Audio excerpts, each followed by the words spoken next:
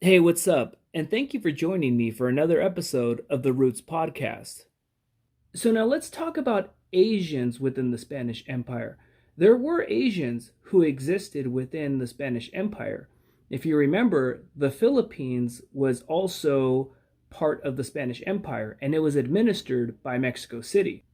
And there was ongoing trade between the Philippines and Mexico, from the 1560s all the way up until 1815, when Spain closed the ports on Mexico's west coast as a result of the ongoing War of Independence.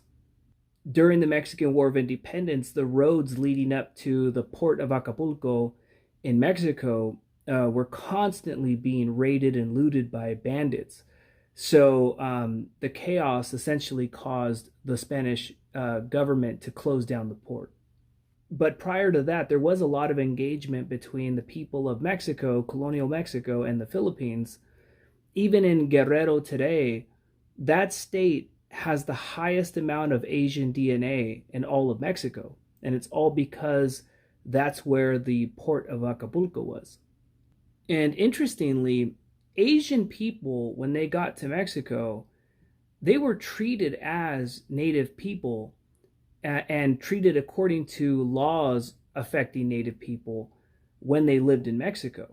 So, one interesting aspect of Spanish law was that they treated Asian people as native people, as indigenous people, as in the same type of people that lived in the Americas. So if you were an Asian person who lived in colonial Mexico, your racial identity would have been Indio, or it would have been modified as Indio Chino to imply that you came from Asia. Even if you were Filipino, they would still call you Chino back then. But you would live in indigenous communities, your racial status would be Indio.